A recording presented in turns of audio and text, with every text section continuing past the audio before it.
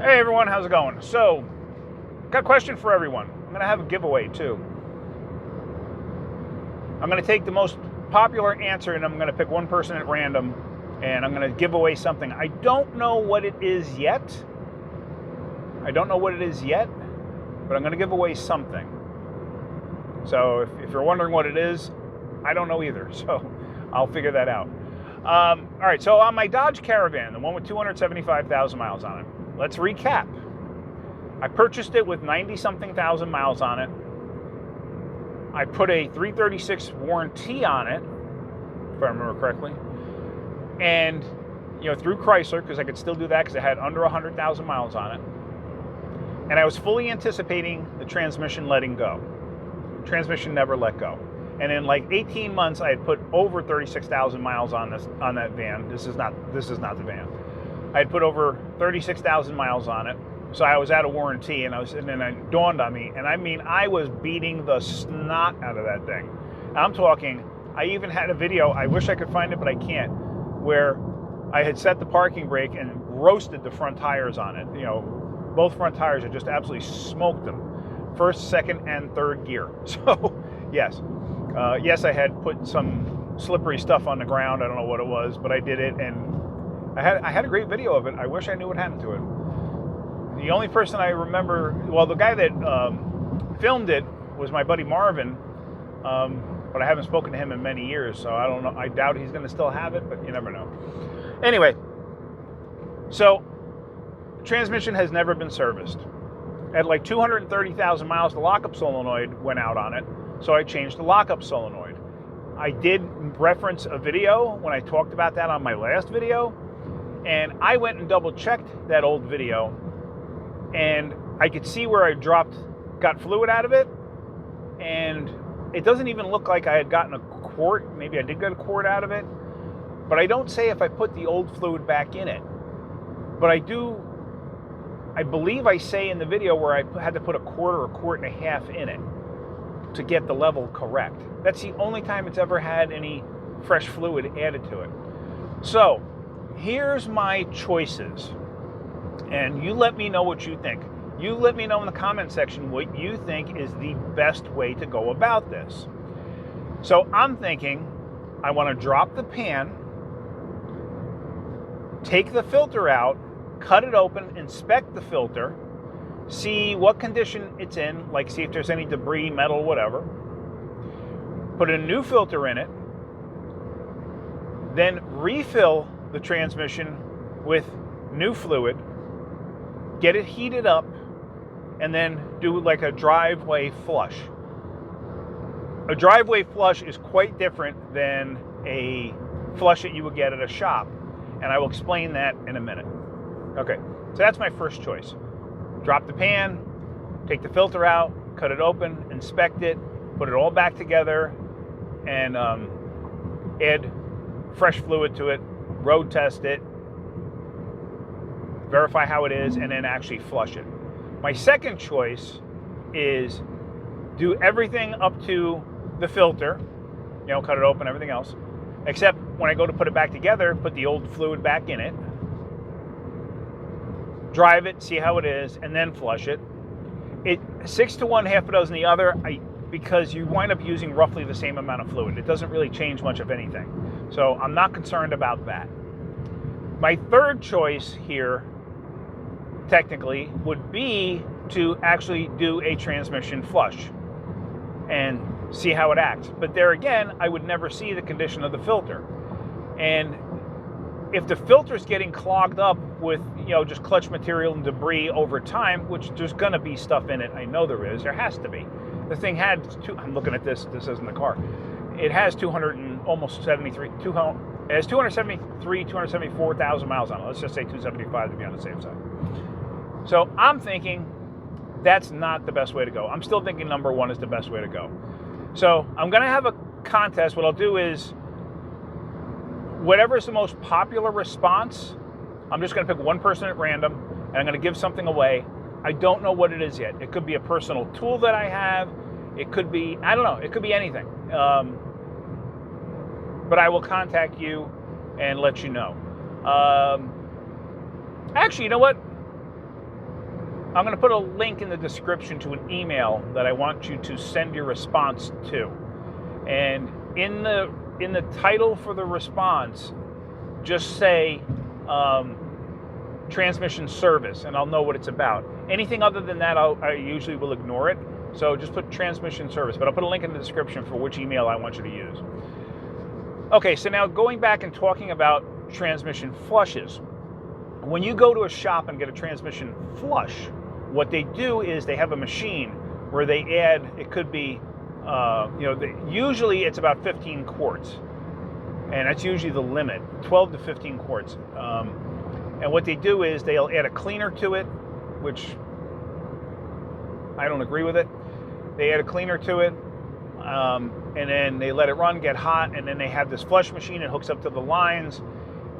One side is the receiving line, the other side is the output line to go back into the transmission.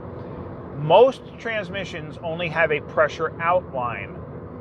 The line going back in is not a suction line, it's just a return line. That's all it is. So it will not suck fluid back in. You have to manually add fluid back in. Could you come up with a way to manually do it yourself and actually push fluid back in through the return line? Sure you can.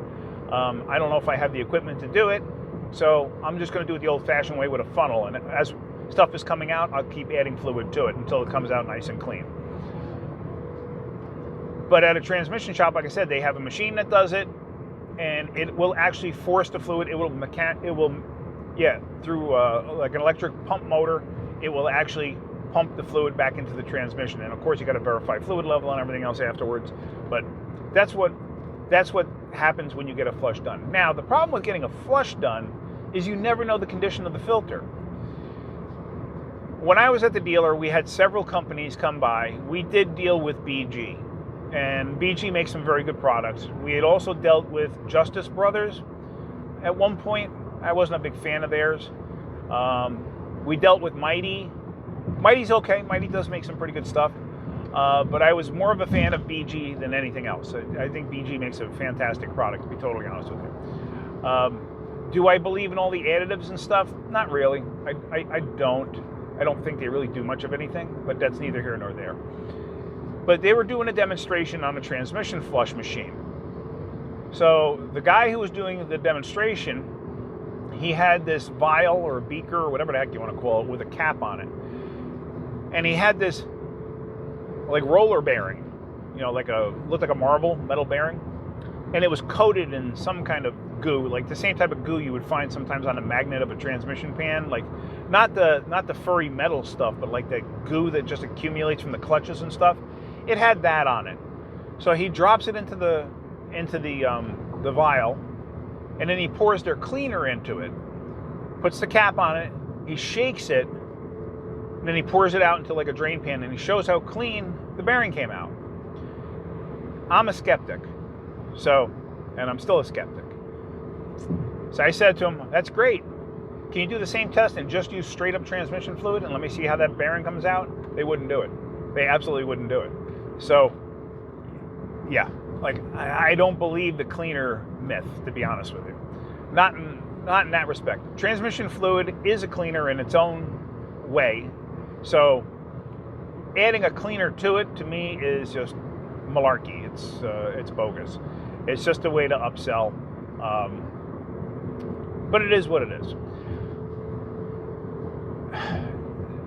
So anyway, I lost track of what I was saying. So anyway, yeah, that's kind of it with that.